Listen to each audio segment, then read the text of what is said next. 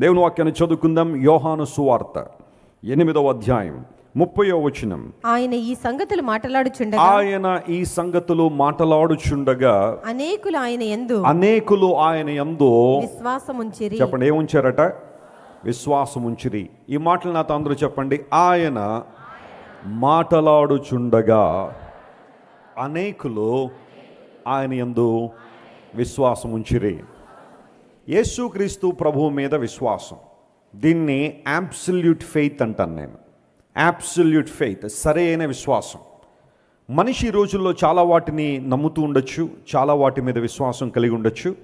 కానీ యేసు ప్రభువు మీద మనం విశ్వాసం కలిగి ఉంటే అది సరైన విశ్వాసం, అది సమగ్రమైన విశ్వాసం, అది ఉన్నతమైన విశ్వాసం. యేసుక్రీస్తు ప్రభు వారి లోకంలో ఉన్న కాలంలో అద్భుతమైన విషయాలు ఎన్నో బోధించారు, అద్భుతమైన విషయాలు ఎన్నో ఆయన చేశారు. యోహాను సువార్త 8వ అధ్యాయం మీకు అవకాశం ఉన్న ప్రతిసారి ఆ అధ్యాయాన్ని క్షుణ్ణంగా చదవండి. దానిలో యేసు ప్రభువు చేసిన కొన్ని స్టేట్మెంట్స్ ప్రపంచానికి మార్గదర్శకాన్ని ఇచ్చాయి. అసలు ఆయన ఎవరో, యేసు ప్రభు ఎందుకు ఈ లోకానికి వచ్చారో, ఆయన స్వభావం ఏంటి, ఆయన లక్షణాలు ఏంటి, ఇవన్నీ తెలుసుకోవాలంటే యోహాను సువార్త 8వ అధ్యాయాన్ని క్షుణ్ణంగా మనం చదవాలి. సుమారుగా 59 వచనాలు కలిగిన ఆ అధ్యాయంలో యేసు ప్రభు తన యొక్క ఔన్నత్యాన్ని బయలుపరిచారు. ఆ అధ్యాయంలో మనం జాగ్రత్తగా గమనిస్తే ప్రభువారు పలికిన కొన్ని మాటలు, నేను లోకమునకు వెలుగై ఉన్నాను అనే మాట ఈ అధ్యాయంలో మనం చూస్తాం. I am the light of this world, who ever follows me they have light of life. వారు నిత్య జీవపు వెలుగులో నడుస్తారు, జీవపు వెలుగు కలిగి ఉంటారని యేసు ప్రభు వారు చెప్పారు. ఆ తర్వాత కుమారుడు మిమ్మల్ని స్వతంత్రులుగా చేస్తే మీరు నిజముగా స్వతంత్రులయ్యారు అనే మాట అక్కడ వాడాడు. యేసుక్రీస్తు ప్రభు ద్వారా విడుదల పొందిన వారు నిజంగా విడుదలను అనుభవిస్తారు. They will experience true deliverance when they come to God. ఆ తర్వాత నాలో పాపం ఉన్నదని మీలో ఎవరైనా స్థాపించగలరా అనే యేసు ప్రభు చేసిన సవాళ్ళు ఈ అధ్యాయంలో మనం చూస్తాం. అంత మాత్రమే కాకుండా అధ్యాయం చివరిలోకి వచ్చేసరికి ఆయన యొక్క ఇటర్నాలిటీ, ఆయన యొక్క ఇటర్నల్ యాట్రిబ్యూట్ని యేసు ప్రభు క్లెయిమ్ చేస్తూ, నేను అబ్రహాము కంటే ముందు ఉన్నవాడను అని యేసు ప్రభు చెప్పారు. చాలామంది అడుగుతుంటారు, యేసు ప్రభు దేవుడా అండి, ఆయన దేవుడిని ఎక్కడ చెప్పుకున్నారండి అని చాలామంది ప్రశ్నిస్తూ ఉంటే, one of the classical answers for that question can be found in this words. John 8:58లో మనం చూస్తాం, అబ్రహాము కంటే ముందున్నాను. ప్రపంచంలో ఏ వ్యక్తి కూడా తన యొక్క ఇటర్నల్ ఎగ్జిస్టెన్స్ని క్లెయిమ్ చేయలేరు. యేసు ప్రభు చేశారు, ఆయన ఉనికిని ఆయన తెలియచేశారు. చాలామంది తెలియక యేసు ప్రభు అంటే 2000 సంవత్సరాల క్రితమే ఉన్నారు, అంతకుముందు యేసు ప్రభు లేరు అనుకుంటారు చాలామంది. ఇక్కడ ఒక చిన్న అవగాహన మనకు ఉండాలి. యేసు ప్రభు 2000 సంవత్సరాల క్రితం శరీరం ధరించుకుని వచ్చారు. ఆయన దేవుడై ఉండి శరీరాకారంలో ఈ లోకానికి వచ్చి 2000 సంవత్సరాలు అయింది. అయితే ఆయన నిత్యము ఉండు దేవుడు. ఆయన యేసు ప్రభును దేవుడు అని మనం పిలుస్తున్నామంటే దైవిక లక్షణాలన్నీ కూడా ఆయనలో స్పష్టంగా కనబడతాయి.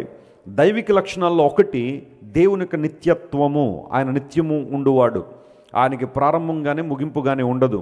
God is self existent. ఆయన తనకు తానుగా ఉంటాడు. ఆయన సమయానికి ముందు సమయం తర్వాత కూడా ఉండగలిగిన వాడు. ఆయన మనకంటే బౌండరీలు ఉన్నాయి. సమయంలో మనం ఉంటాం, ఒక పుట్టుక తేదీ మనకు ఉంటుంది, మరణించే రోజు ఒకటి ఉంటుంది. కానీ దేవుడికి అలాంటిది ఉండదు.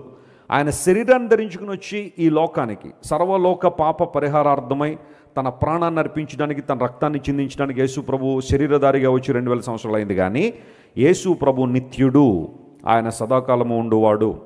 ఆయన ఇటర్నాలిటీని బైబిల్లో చాలా విషయాలు మనం చూస్తూ ఉంటాం. గతించిన నెల అంతా కూడా క్రిస్మస్ సందేశాలు చాలా మనం విన్నాం. మీకా గ్రంథంలో మాట ఉంటుంది, పురాతన కాలం నుండి శాశ్వత కాలం వరకు యేసు ప్రభు ఏం చేస్తున్నారంటే ఆయన ప్రత్యక్షపరచబడుతున్నారని మీకా గ్రంథంలో కూడా ఒక ప్రవచనాన్ని మనం చూస్తాం. అనగా యేసు ప్రభు వారు 2000 సంవత్సరాల క్రితమే కాదు, ఆయన నిత్యము ఉండువాడు. పాత నిబంధన కాల చరిత్రలో కూడా క్రీస్తు ప్రభు యొక్క ఉనికిని స్పష్టంగా మనం చూస్తాం. ఇన్ఫ్యాక్ట్ బైబిల్ని మీరు జాగ్రత్తగా గమనిస్తే ప్రతి పుస్తకంలో కూడా, ప్రతి గ్రంథంలో కూడా యేసుక్రీస్తు ప్రభు యొక్క చిత్రపటాన్ని మనం జాగ్రత్తగా చూడొచ్చు. ఆయన ఔన్నత్యాన్ని గుర్తించి ఆయన ఆరాధించడం మానవ జీవిత పరమార్థం. ఇక్కడ మనం చదువుకునే కీవర్డ్స్ ఏంటి అంటే, ఆయన ఇంకనూ మాటలాడుచుండగా. ఈరోజు నేను ఆ మాట మీద కొంచెం ఫోకస్ చేయాలని ఆశపడుతున్నాను. ఆయన ఇంకనూ మాట్లాడుచుండగా. ఎంతమంది నమ్ముతున్నారు దేవుడు మనతో మాట్లాడుతూనే ఉన్నాడని? Praise the Lord. ప్రవక్తల ద్వారా మాట్లాడిన దేవుడు, అపోస్తలుల ద్వారా మాట్లాడిన దేవుడు అంత్య దినముల యందు తానే స్వయంగా మనతో ఏం చేస్తాడు ఆయన? అందును బట్టి ఇంక బైబిల్ అక్కర్లేద్దాం, మనకి బైబిల్ పక్కన పడేద్దామా? దేవుడే స్వయంగా మాట్లాడుతున్నాడు అంటారు కదా, అందులో బైబిల్ ఎందుకంటే అందామా? No my friends. లేఖనాలను దేవుడు మనకిచ్చాడు. క్యానన్ అంటారు, లేఖనాలను అన్నీ కలిపి క్యానన్, సమకూర్చబడిన గ్రంథం. దేవుడు ఏది చెప్పినా లేఖనానికి వ్యతిరేకంగా మాట్లాడు.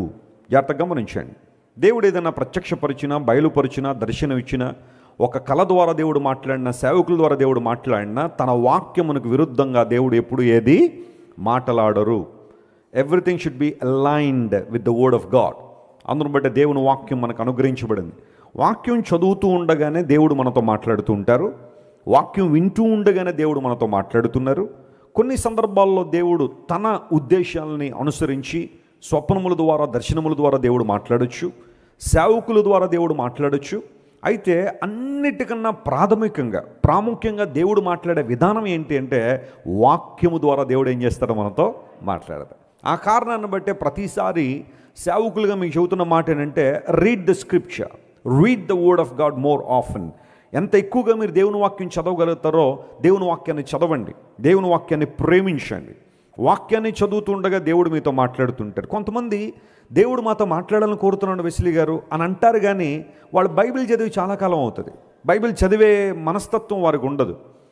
బైబిల్ నువ్వు చదవకుండా, దేవుని వాక్యాన్ని గ్రహించకుండా దేవుని స్వరాన్ని నువ్వు ఎలా వినగలుగుతావు? ఆలోచన చేయాలి.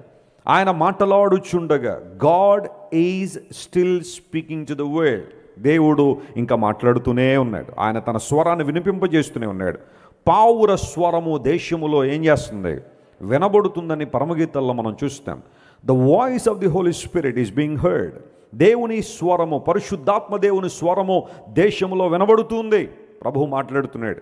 ఎందుకు ఆయన మాటలంటే, మనందరం కూడా క్రీస్తు ప్రభు యొక్క రెండవ రాకడ కొరకు ఏం చేయాలా? సిద్ధపడాలి. We ought to prepare ourselves for the second coming of Jesus. For that God is inspiring us. God is encouraging us. God is speaking to us.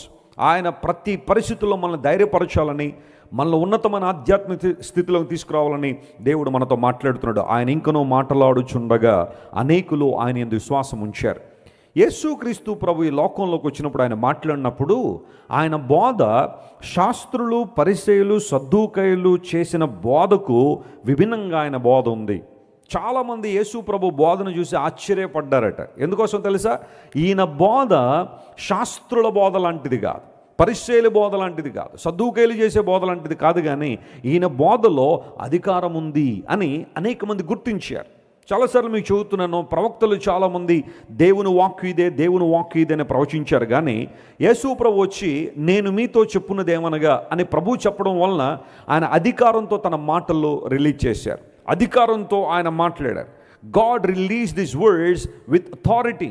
ఆయన అధికారంతో మాట్లాడాడు. కాబట్టే శాస్త్రులు, పరిసయ్యులు, ఆనాటి మత బోధకుల కన్నా క్రీస్తు ప్రభు బోధ విభిన్నంగా అనేక మంది కనబడి అనేక మంది ఆయన బోధకు ఆకర్షితులయ్యారు.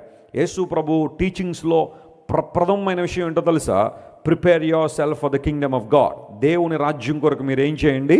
సిద్ధపడండి. పరలోక రాజ్యం సమీపించింది, మారు మనసు పొంది సువార్తను నమ్మండి. ఈ సువార్తను అనేక మంది విశ్వసించడానికి వీలుగా యేసు ప్రభు అద్భుతాలు చేశారు, ఆశ్చర్యకార్యాలు జరిగించారు. ఎందుకంటే ఆయన మాటలకు వ్యాలిడేషన్ రావాలని ఆయన అద్భుతాలు చేశారే కానీ ఆయన అసలు పరిచర్య అద్భుతాలు అయితే కాదు. ఆయన పరిచర్య సువార్త, పరలోక రాజ్యాన్ని గురించిన వివరాలు తెలియజేయడానికి వచ్చారు. ఆ విషయాలు ప్రజలు నమ్మడానికి, ఆయన దేవుణ్ణని తను తాను ప్రత్యక్షపరచుకోవడానికి, తనకు అసాధ్యమైనది ఏది ఉండదు అని తెలియజేయడానికి అనేక అద్భుతాలు చేశారు. అంటే యేసుక్రీస్తు ప్రభు ప్రప్రథమంగా ఈ లోకానికి వచ్చింది పరలోక రాజ్య సంగతులు మనకు బోధించడానికి. ఆ తర్వాత అద్భుతాలు, విడుదల, స్వస్థత ఇవన్నీ తర్వాత సంగతి. అయితే విచిత్రం ఏంటంటే, ఈ రోజుల్లో అద్భుతాలు, స్వస్థతలు, విడుదలన్నీ కూడా ఈ రోజున మొదటి స్థానంలోకి వచ్చేసి సువార్త రోజు రోజుకి ఏమైపోతుంది? చివరి స్థానాలకు పోతూ ఉంది. చాలామంది ఈ రోజున యేసు ప్రభు దగ్గరికి ఎందుకు వస్తున్నారు అంటే, ఒక మిరక్కల్ కోసం అండి, ఒక అద్భుతం కోసం అండి. మంచిదే, రావద్దని నేను అంటలేదు. నా దేవుడు అసమర్థుడని నేను ఎప్పుడు చెప్పట్లేదు. My God is capable of doing anything at any time. ప్రతి ఒక్కరి జీవితంలో ఆయన అద్భుతాలు చేయడానికి సామర్థ్యం కలిగిన వాడే. కానీ ఆయన అద్భుతాలు ఎందుకు చేశారు అంటే, ఆయన వర్తమానాన్ని నువ్వేం చేయడానికి? గ్రహించడానికి. ఆయన సందేశం యొక్క మూలార్థం నువ్వు తెలుసుకోవాలి. అది తెలుసుకోకుండా వెళ్ళిపోతే పరిస్థితి ఏంటంటే ఏదో ఒక చిన్న ప్రయోజనం పొందుకుని వెళ్ళిపోతున్నావు, కానీ ఆధ్యాత్మిక దేవుణ్ణి పొందలేకపోతున్నావు. యేసు ప్రభు వారి బోధలు అనేక మందిని ఆకర్షించాయి. ఆయన మాట్లాడుతుండగా అనేక మంది ఆయన యందు విశ్వాసం ఉంచారని. ఆ పై వచనాన్ని మనం జాగ్రత్తగా గమనిస్తే, నన్ను పంపినవాడు నాకు తోడై ఉన్నాడు, నేను ఆయనకి ఇష్టమైన కార్యము నెరవేర్చుచున్నాను కనుక ఆయన ఎప్పుడూ నన్ను ఒంటరిగా ఏం చేయలేదు. That was the confidence of Jesus. యేసుక్రీస్తు ప్రభు కాన్ఫిడెన్స్ ఏంటి అంటే, లోకమంతా నాకు ఎదురు తిరిగేసిన నన్ను పంపినవాడు నాకు ఎలా ఉన్నాడు, తోడై ఉన్నాడు కనుక నేను ఈ భూమి మీద ఆయనకి ఇష్టమైన కార్యం జరిగిస్తున్నాను కాబట్టి ఆయన నన్ను ఎప్పుడూ చేయి విడవడం. ఈరోజు ఒక ఒంటరితనంతో బాధపడుతున్నావా? ఒంటరితనంతో వేదన అనుభవిస్తున్నావా? ఒకవేళ నీ జీవితంలో ఒక ఎడబాటు నిన్ను అతి తీవ్రంగా కృంగివేస్తుందా, కృంగజీస్తుందా? బైబిల్ సెలవిస్తూ ఉంది, నీ దేవుడు నీకు తోడై ఉన్నాడు, ఆయనకి ఇష్టమైన కార్యమును చేసినంతకాలం నువ్వెప్పుడు ఒంటరివి కాదు, నువ్వెప్పుడు ఒంటరి వాడువు కాదు. You are not alone in this mission. God is with you and He does things for you and He is standing by your side. ఆయన నీ పక్షంగా నిలబడి ఉన్నారని బైబిల్ స్పష్టంగా తెలియజేస్తుంది. యేసు ప్రభు తన దైవత్వాన్ని మరియు తన ఔన్నత్యాన్ని ప్రకటించినప్పుడు అనేక మంది ఆయన విశ్వాసం ఉంచారని బైబిల్ సెలవిచ్చింది. నేను ఈ మాటను జాగ్రత్తగా బైబిల్లో పరిశీలన చేస్తున్నప్పుడు, ఎస్పెషల్లీ సువార్తల్లో ఆయన ఇంకనూ మాట్లాడుచుండగా అనే మాటను మనం జాగ్రత్తగా పరిశీలన చేస్తే, ఆయన మాట్లాడుతుండగా అనేకులు ఆయన విశ్వాసం ఉంచారని ఈ మాట చదువుకున్నాం కదా. సేమ్ అలాంటి మాటనే ఆయన మాట్లాడుతుండగా జరిగిన కొన్ని కార్యాలు బైబిల్లో ఉన్నాయి. ఈరోజు ఒక 4 మీ ముందుకు తీసుకొచ్చి వాటిల్లోంచి మనం నేర్చుకునే ఆధ్యాత్మిక పాఠాలు ఏంటో గ్రహిద్దాం, స్పష్టంగా గ్రహిద్దాం, దేవునికి దగ్గరగా మనం వద్దాం. ఆయన మాట్లాడుచుండగా, ఈ కీవర్డ్స్ని ప్రతి ఒక్కరు జాగ్రత్తగా జ్ఞాపకం చేసుకోండి. ఆయన మాట్లాడుతుండగా కొన్ని కార్యాలు జరిగాయట. అవి ఏంటి, ఎందుకు జరిగాయి, ఆయన ఏం చెప్పాలనుకున్నారో, ఏం చేయాలనుకున్నారో లేఖనాల నుంచి మనం పరిశీలన చేద్దాం. మొదటి అంశం లూకా సువార్త 11వ అధ్యాయం 37వ వచనాన్ని మనం చదువుదామా? లూకా సువార్త 11వ అధ్యాయం 37వ వచనం. Luke chapter 11 and verse 37. దానిలో ఈ మాట రాయబడింది, ఆయన మాట్లాడుచుండగా ఒక పరిసయ్యుడు తనతో కూడా భోజనము చేయుమని ఆయనను పిలువగా ఆయన లోపలికి వెళ్ళి భోజన పంక్తిని కూర్చుండెను. చెప్పండి, యేసు ప్రభు మాట్లాడుతుండగా ఒక పరిసయ్యుడు లోపలికి వచ్చి యేసు ప్రభువుని తనతో పాటు ఏం చేయమని అడిగాడు? భోజనము చేయమని పిలువగా ఆయన లోపలికి వెళ్ళి భోజన పంక్తిని కూర్చుండెను. యేసు ప్రభు మనసు ఎంత గొప్పది అంటే, పరిసయ్యులు అడుగడుగున యేసు ప్రభుని ఏం చేస్తున్నారు? ఆ కాలంలో ఇబ్బంది పెడుతూనే ఉన్నారు. They were criticising Jesus and they were throwing Jesus into trouble in every possible way. ప్రతి విషయంలో, ప్రతి సందర్భంలో యేసు ప్రభువుని ఇబ్బందులకు నెట్టేయాలని ప్రయత్నం చేస్తున్నారు పరిసయ్యులు. ఆయన విమర్శించడానికి ఎప్పుడు కూడా వెనకాడలేదు. ఇన్ఫ్యాక్ట్ యేసు ప్రభువుని చాలా భయంకరంగా సమాజానికి పరిచయం చేయాలని కూడా వారు ప్రయత్నం చేశారు. అలాంటి పరిసయ్యుడు వచ్చి యేసు ప్రభువుని మా ఇంటికి భోజనానికి రా అంటే యేసు ప్రభు ఏం చేశారట? భోజనానికి వెళ్ళారట ఆయన. అంటే ఇక్కడ మనం నేర్చుకోవాల్సిన పాఠం ఏంటి అంటే, అతి తీవ్రమైన విమర్శ చేసేవాళ్ళు కూడా ప్రభువుని ఆహ్వానించినప్పుడు ఆయన వారి ఇంటికి వెళ్ళాడు. కారణం ఏంటో తెలుసా? వారి పాపాల్లో పాలు పంపులు పొందాలని కాదు, కానీ వారిని ఆ పాప బంధకాల్లోంచి ఏం చేయాలని? విడుదల చేయాలని మొదటి అంశం. లేదా ఆయన అక్కడ ఒక విశిష్టమైన వర్తమానం ఏదో, సందేశం ఏదో చెప్పాలని యేసుప్రభు ఆ ప్రాంతానికి వెళ్ళారు. పరిసయ్యుడు మా ఇంటికి రా, నువ్వు భోజనం చేయాలి అని ఇంకా మాట్లాడుతున్నారట. ఇక ముగించలా.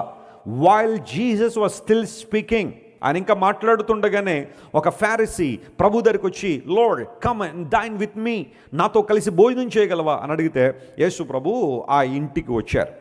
రాగానే జరిగిన విషయం ఏంటో తెలుసా? యేసు ప్రభు సరాసరి వెళ్ళి భోజనం బల్ల దగ్గర కూర్చున్నారు భోజనం కోసం. అప్పుడు ఈ పరిసయ్యునికి ఒక సందేహం కలిగింది. అదేంటో తెలుసా? సందేహం కాదు, ఒక మాటలో చెప్పాలంటే అసహ్యమే కలిగింది. అదేంటో తెలుసా? బోధకుడు స్నానము చేయకయే ఎక్కడ కూర్చున్నాడు? భోజనానికి కూర్చున్నాడు. బోధకుడు శుభ్రపరచుకోకుండానే, చేతులు కాళ్ళు కడుక్కోకుండానే, ఇక్కడ ఈ కాంటెక్స్ట్లో స్నానము అనే మాట వాడారు. అయితే it was cleansing, ceremonial cleansing before taking a meal. యూదులు ప్రాముఖ్యంగా భోజనం చేసేటప్పుడు చాలా శుభ్రంగా తమ చేతులు కాళ్ళు కడుక్కుంటారు. కొన్నిసార్లు కడుగుతాం, కానీ అన్నిసార్లు చెప్పండి ఏం చెయ్యం? ఆకలి వేసినప్పుడు చేతులు కడుక్కో అనగానే ఇంకా లేవడానికి శక్తి లేక పర్లేదులే విటమిన్లు ఉంటాయిలే అని చెప్పి కొంతమంది సర్దుకుని తినేస్తూ ఉంటారు. భోజనం చేసేటప్పుడు చేతులు కడుక్కోవడం అది శుభ్రము ప్రేమించే విషయం అయితే, రాను రాను యూదుల్లో అది ఎలా మారిపోయిందంటే ఒక ఆచారంగా, ఒక కట్టడిగా. భోజనం చేసేటప్పుడు స్నానం చేయకపోతే లేదా చేతులు కాళ్ళు కడుక్కోకపోతే చేతులకున్న మురికి లేదా బ్యాక్టీరియా లోపలికి వెళ్ళిపోద్ది. అందును బట్టి చేతులు కాళ్ళు కడుక్కోవడంలో తప్పులేదు. కానీ యూదుల్లో ఆ ఆచారం ఎంత దృఢంగా బలపరచబడిందంటే, చేతులు కాళ్ళు కడుక్కోకుండా స్నానం చేయకుండా భోజనం చేస్తే అది దేవుని దృష్టిలో పాపము అన్న స్థాయికి వెళ్ళిపోయారు వాళ్ళు. ఆచారాలకు విలువిచ్చినంతగా దేవుని వాక్యానికి వారు ఏం చేయలేదు, విలువ ఇవ్వలేదు.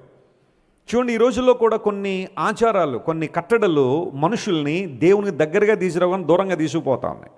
ఏవో పెద్దల పూర్వదినాల్లో ఏదో ఉద్దేశాలను బట్టి ఏదో కొన్ని రకాలైన మాటలు చేస్తున్నప్పుడు రాను రాను అవి దైవ నిబంధనలుగా, దైవ కట్టడలుగా మార్చిపోయి, అది చేయకపోతే నీకు నష్టం వచ్చేస్తుంది, అది చేయకపోతే నువ్వు నరకానికి పోతావు, అది చేయకపోతే నీకు ఆత్మలో దీవెన లేదు అన్నట్టుగా చాలామంది సెరిమోనియల్ లాస్ని చాలా క్లియర్గా స్పష్టంగా భావించే వాళ్ళు చాలామంది ఉన్నారు. నేను కొన్ని జూయిష్ కామెంటరీస్ చదువుతూ ఉంటే, స్నానం చేయకుండా భోజనం చేయడం అట, ఇలా అంటున్నాను ఏమనుకోకండి, కొంతమంది జూయిష్ సెటిల్మెంట్స్లో వారి నమ్మకం ఏంటంటే అది జారత్వంతో సమానమని వారి కామెంటరీలో రాసుకున్నారు. అంటే అది తీవ్రమైన పాపం అన్నమాట. ఏ కారణం చేత అయినా భోజనం చేసే ముందు స్నానం చేయకపోతే లేదా చేతులు కాళ్ళు కడుకోపోతే ఇంకా అది భయంకరమైన పాపం. ఇప్పుడు ఆ పాపం పోవాలంటే మళ్ళీ ఎన్నో కార్యక్రమాలు చేయాలన్నట్టుగా ఆనాడు భావించారు. ఎస్పెషల్లీ సామాన్య ప్రజలను ప్రక్కన పెడితే రబ్బాయిస్ అనేవారు, అంటే రబ్బీలు అనగా బోధకులు అనబడేవారు మాత్రం చాలా స్పష్టంగా భోజనానికి ప్రతి భోజనం ముందు కూడా వారి చేతులు కాళ్ళు కడుక్కోవడం లేదా పూర్తిగా స్నానం చేయడం తప్పనిసరి అని ఒక నిబంధన తీసుకొచ్చేశారు. సామాన్య ప్రజలు అలా పెట్టండి, బోధకులైతే ఖచ్చితంగా ఈ పని చేయాల్సిందే అని ఆ కట్టడను, ఆచారాన్ని తీసుకొచ్చారు. అయితే గమనించిన దేవుని ప్రజలారా, లేఖనం సెలవిస్తూ ఉంది, యేసు ప్రభువారు ఆయనకి తెలియదా చేతులు కడుక్కోకూడదని, చేతులు కడుక్కోవాలని ఆయనకు తెలియదా, కాళ్ళు కడుక్కోవాలని తెలియదా? మరి సరాసరి ఎందుకైనా భోజనం బల్ల దగ్గర కూర్చుండిపోయాడంటే అక్కడ ఆయన ఒక పాఠం నేర్పించాలనుకున్న వాళ్ళకి. యేసు ప్రభు అన్హైజినిక్ కాదు, ఆయన చాలా శుభ్రత కలిగిన వాడే, ఆయన మురికి మనిషి కాదు, ఆయన శుభ్రం కలిగిన వాడే యేసు ప్రభు. కానీ ఈ పర్టికులర్ టైంలో యేసుక్రీస్తు ప్రభు ఆ పరిసయ్యునికి ఒక పాఠం నేర్పించాలనుకుని సరాసరి వెళ్ళి భోజనం బల్ల దగ్గర కూర్చున్నారు. అక్కడ భోజనం చేసినట్టుగా లేదా ఆ తర్వాత విషయాలు రాయబడలేదు, కానీ దానికన్నా శ్రేష్టమైన ఒక అంశం యేసుప్రభు అక్కడ బోధించారు. ఎప్పుడైతే ఈ పరిసయ్యుడు, బోధకుడు స్నానం చేయకుండా భోజనాన్ని కూర్చున్నాడు అని తనలో తాను అనుకుంటూ ఆ మాటలను వ్యక్తపరిచినప్పుడు యేసుప్రభు చెప్పిన మాట ఏంటో తెలుసా? మీరు గిన్నెను వెలుపల శుభ్రపరుస్తున్నారు కానీ లోపల మీరు ఏం చేయట్లేదు, శుభ్రపరచట్లేదు. గిన్నె అంటే అక్కడ మానవ హృదయాన్ని యేసుప్రభు మాట్లాడుతూ, చాలామంది మనుషులు ఈ రోజుల్లో మానవ హృదయాన్ని, మానవ జీవితాన్ని పైన శుభ్రపరుస్తున్నారు కానీ అంతరంగాన్ని అలాగే ఉంచేశారు. అంతరంగం క్లీన్గా లేదు, అంతరంగం శుభ్రంగా లేదు. యేసుప్రభు మాట్లాడుతున్నారు, మీ అంతరంగము, ఇంగ్లీష్లో 2 మాటలు వాడబడ్డాయి, your cup has been filled with greed and wickedness అనే మాట వాడారు. అక్కడ మీ హృదయాలు దురాశతోనో, రెండవది భక్తిహీనతతోనో, దుష్టత్వంతోనో నింపబడ్డాయి. దాన్ని తెలుగులో ఏమని ట్రాన్స్లేట్ చేశారంటే మీ అంతరంగము దోపుతోనో ఆ తర్వాత చెడుతనముతోనో నిండి ఉన్నది అనే మాట. దోపుతోనూ చెడుతనంతోనూ, ఇంగ్లీష్లో గ్రీడ్ అండ్ వికెడ్నెస్ అనే 2 పదాలు యేసుప్రభు వాడారు. చాలామంది ఈ రోజుల్లోనట, జాగ్రత్త వినండి అందరూ, 2 రకాల అనుభవాలు కొంతమందిలో ఉంటాయి. కొంతమంది ఏమంటారంటే దేవుడు మన పై రూపాన్ని చూడడు కానీ అంతరంగాన్ని మాత్రమే చూస్తాడు అని అనేవాళ్ళు కొంతమంది ఉన్నారు ప్రపంచంలో. అందును బట్టి అంతరంగం ఆయన దృష్టిలో పరిశుద్ధంగా ఉంటే చాలు, పై రూపం ఎలా ఉన్నా పర్వాలేదు, పైకి మనం ఎలా చేసినా పర్వాలేదు అని జీవించేవాళ్ళు కొంతమంది ఎలా ఉన్నారు అంటే దేవుడు వెలుపల మాత్రమే మమ్మల్ని చూడగలడు, లోపల మమ్మల్ని ఏం చేయలేడు, చూడలేడు అని అనుకునేవాళ్ళు కొంతమంది ఉన్నారేమో. అందును బట్టి బాహ్య సంబంధంగా బాగుండాలి, ప్రజలందరి ముందు చక్కగా ఉండాలి, లోపల హృదయంతో ఎన్ని ఆలోచనలు చేసినా, ఎన్ని తలంపులు చేసినా, ఎవరి పట్ల ఎలాంటి ఆలోచనలు ఉన్నా అవన్నీ దేవుడు పట్టించుకోలే అన్నట్టుగా ఉండేవాళ్ళు కొంతమంది ఉంటే, ఈ వచ్చిన భాగంలో లేదా ఈ కాంటెక్స్ట్లో యేసు ప్రభు ఆ ఇద్దరికి ఆన్సర్ ఇచ్చేశాడు. ఏమన్నా తెలుసా ఆయన? ఆ మాటను చదువుదాం చూడండి. 40వ వచనం మనం చదివితే చాలా important words in that chapter. Luke chapter 11 and verse 40, అవివేకులారా వెలుపలి భాగమును చేసినవాడు లోపటి భాగమును చేయలేదా? అందరూ ఈ మాట నాతో చెప్పండి. వెలుపలి భాగమును చేసినవాడు లోపలి భాగమును చేయలేదా? అంటే ఇప్పుడు నేను చెప్పిన 2 రకాల గుంపులకు ఆన్సర్ వచ్చేసిందా లేదా? ఇక్కడ కేవలం దేవుడు అంతరంగాన్నే చూస్తాడు, వెలుపల మనం ఎలా ఉన్నా పర్లేదు అనుకున్న వాళ్ళకి దేవుడు సందేశం ఇచ్చాడు. లేదా వెలుపలు మాత్రం బాగుంటే చాలు, శాస్త్రులు పరిచయాలుగా శుభ్రతను ప్రేమించి పరిశుభ్రతను ప్రేమించి చేతులు గాళ్ళు కడుక్కొని తలకాయ కడుక్కొని శరీరం అంతా చక్కగా కడుక్కుంటే చాలు, మనం హ్యాపీగా సంతోషంగా దేవునిలో ఉన్నట్టే అని అనుకుంటున్న శాస్త్రులు పరిచయాలు కూడా దేవుడు ఇచ్చిన సందేశం, వెలుపల భాగమును చేసిన వాడు లోపల భాగమును చేయలేదా?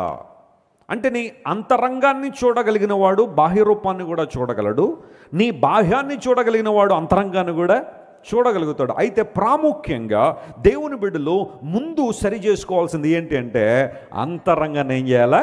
సరి చేయాలి. ఈ రోజుల్లో చాలామంది భక్తి కార్యక్రమాలు పై కార్యక్రమాలు చేస్తూ బాహ్య రూపాన్ని సరి చేసుకోవాలనే ఆలోచనలో ఉన్నారు.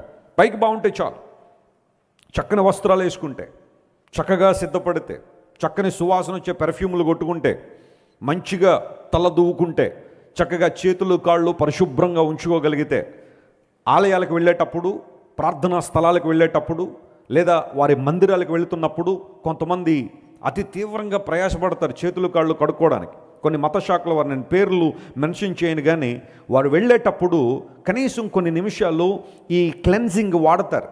అక్కడున్న వాటర్ పాట్స్ దగ్గరికి వెళ్ళి లేదా ట్యాప్స్ దగ్గరికి వెళ్ళి రకరకాలుగా తమ దేహాన్ని శుభ్రపరుచుకుంటేనే కానీ వారు ఆ ప్రార్థనా స్థలంలోకి వెళ్ళరు.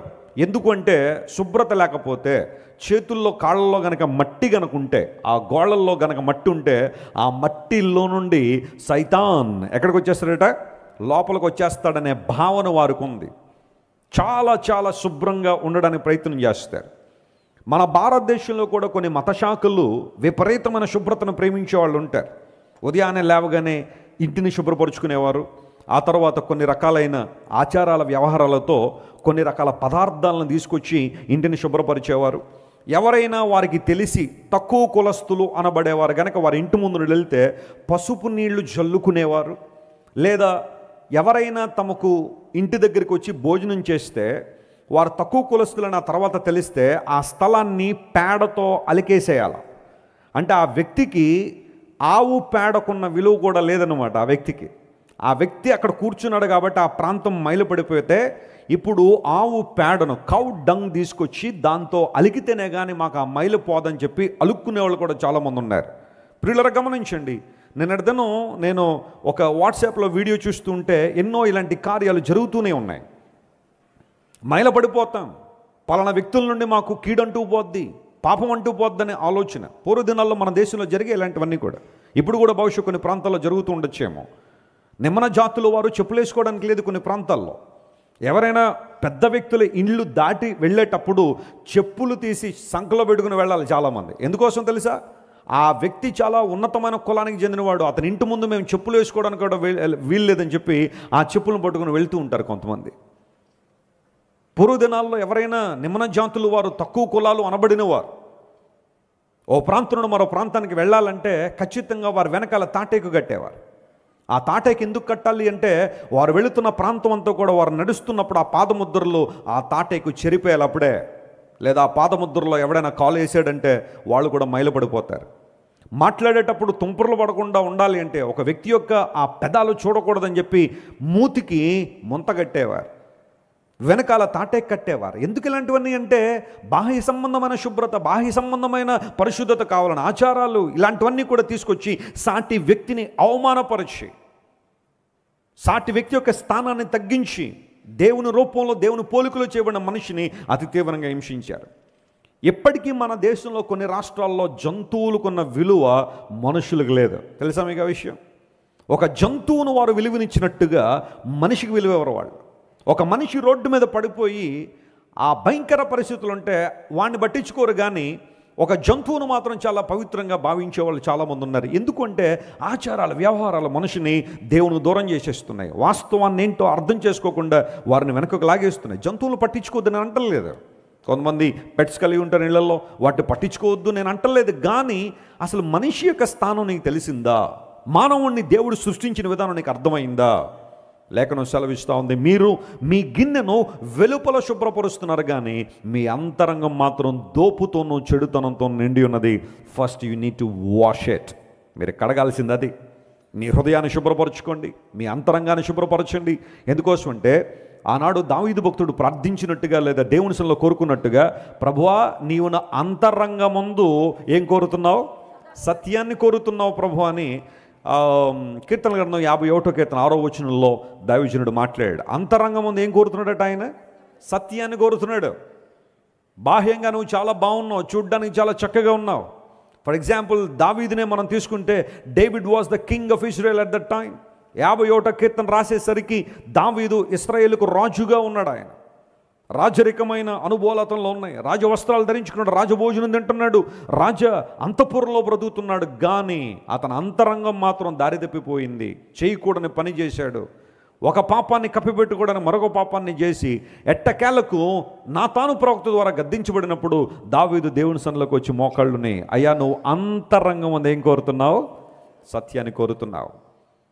You may be looking so good outwardly, but what about your inward being?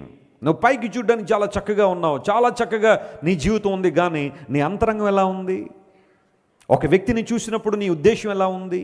వారి పట్ల నీ ఆలోచనలు ఎలా ఉన్నాయి? కొంతమంది పైకి చాలా చక్కగా పలకరిస్తారు ఒక వ్యక్తిని చూడగానే, కానీ లోపల ఆ వ్యక్తి మీద కుళ్ళు, లేకపోతే ద్వేషము, యావగింపు, అసహ్యము, ఆ వ్యక్తి స్థాయిని బట్టో, అంతస్తుని బట్టో, కులాన్ని బట్టో ఒకలాంటి ద్వేషం మనసులో పెట్టుకునే పైకి మాత్రం praise Lord brother, praise Lord sister, ఇది ఎవరో ఉద్యోగించినట్టుగా ప్రైజ్ లార్డ్ చెప్పకపోతే బాగోదన్నట్టుగా పైకి కనబడడానికి చాలా చక్కగా కనబడతారు, చాలా చక్కగా పలకరిస్తారు. కానీ బహుశా ఆ వ్యక్తి గురించిన ఒపీనియన్ నీ మనసులో బాగాలేదేమో. మనుషుల దృష్టిలో చాలా మంచివాడిగా, చాలా గొప్పవాడిగా, చాలా ఉన్నతమైన వాడిగా, భక్తిపరుడుగా, భక్తిపరురాలుగా, ప్రార్థనాపరురాలుగా నువ్వు కనబడుతున్నావేమో, కానీ అదంతా నీ హృదయంలో లేదేమో. యేసు ప్రభు ఈ సందేశం చెప్పాలనే ఆయన ఇంకనూ మాట్లాడుతుండగానే అవి ప్రక్కన పెట్టి పిలిస్తే ఇంటికి వచ్చి కూర్చున్నాడు. అక్కడ ఒక సందేశం ఇవ్వాలని ఆశపడుతున్నాడు. పరిసయుడా, ఆ ఫూలిష్ మ్యాన్, అవివేకులారా అని యేసు ప్రభు సంబోధించాడు వాళ్ళు. ఎందుకు వారు అవివేకులు అంటే, బాహ్య సంబంధమైన శుభ్రతనే మీరు కోరుతున్నారు, కానీ అంతరంగం మీకు దేవునికి దూరంగా ఉంది కదా. మీరు అన్నింటిలోనూ దేవునికి ఇవ్వాల్సిన భాగాన్ని బాగానే ఇస్తున్నారు, కానీ మీ అంతరంగం దేవునికి దూరం అయిపోయింది కదా. దేవుని లేఖను సెలవిస్తూ ఉంది, ఈరోజు మన అంతరంగం శుభ్రపరచబడని దేవుడు ఆశిస్తున్నాడు. బాహ్య సంబంధమైన శుభ్రతను పాటించొద్దని బైబిల్ చెప్పట్లేదు, కానీ దానికన్నా ప్రాముఖ్యమైనది అంతరంగంగా మనం శుభ్రంగా ఉన్నాం. మన ఆత్మ పరిశుభ్రంగా ఉందా? మన ఆత్మ పరిశుభ్రంగా ఉందా? ఇది దేవుడు కోరుతున్నాడు. అంతరంగం ముందు సత్యాన్ని కోరుతున్న దేవుడు.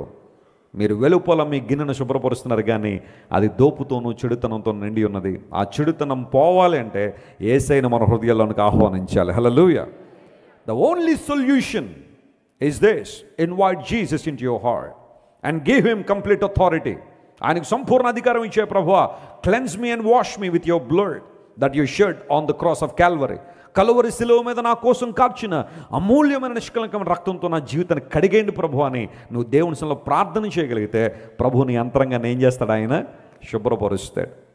ఆయన నీ జీవితంలో నివసించగలరు. పరిశుద్ధాత్మ దేవుడు నీలో ఆయన ప్రవేశించి నిన్ను నడిపించాలి అంటే నీ అంతరంగాన్ని శుభ్రపరచగలిగితే అద్భుతాలు చూస్తావు. ఆయన ఇంకనూ మాట్లాడుచుండగా పరిసయ్యుడు ఆయన్ను భోజనానికి పిలిచారు. యేసు ప్రభు స్నానం చేయకుండానే భోజనం దగ్గర ఎందుకు కూర్చున్నారంటే, ఆయన ఒక అమూల్యమైన పాఠాన్ని వారికి నేర్పించాలని దేవుడు ఆశించాడు. రెండో అంశం దగ్గరికి వద్దాం. చూడండి, లూక్ చాప్టర్ 8:48. లూకాసు వార్త 8వ అధ్యాయము 48వ వచనాన్ని రెండవ అంశంగా మనం చదువుకుందాం. ఆయన మాట్లాడుచుండగా అనే మాటను స్పష్టంగా మనం చూస్తున్నాం. 8:48 లూకాసు వార్త. కుమారి 49 చదవండి. 8:49. ఆయన ఇంకనూ మాట్లాడుచుండగా సమాజ మందిరపు అధికారి ఇంట నుండి ఒకడు వచ్చి నీ కుమార్తె చనిపోయినది. చెప్పండి, నీ కుమార్తె ఏమైపోయింది? చనిపోయింది. బోధకుని శ్రమ పెట్టవద్దని అతనితో చెప్పాను.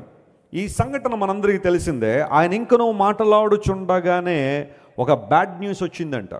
చెప్పండి, ఏ న్యూస్ అది? Bad news. ఎవరైనా చనిపోయారు అనేది గుడ్ న్యూసా బ్యాడ్ న్యూసా?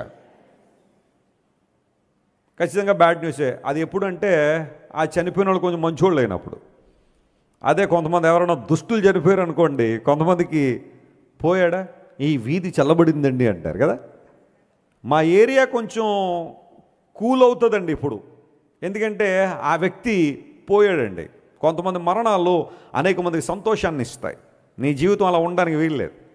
నువ్వు చనిపోయిన రోజున గుండెలు బాదుకుని ఏడ్చేవాళ్ళు ఉండగలిగితే అది నువ్వు జీవితంలో ఏదైనా సాధించేవంటానికి. అంతేగాని పోయాడా మంచిదేలే, పోవడం మంచిదైంది, ఆడుంటే భూమికి భారం అని అన్నారంటే నీ జీవితం భయంకరమైన జీవితం అయిందనమాట. యాయీరు అనబడే సమాజ మందిరపు అధికారి ఉన్నాడు. He was an officer, great man, wealthy man, rich person, well reputed man. But he lost his daughter. తన కుమార్తె చనిపోయింది.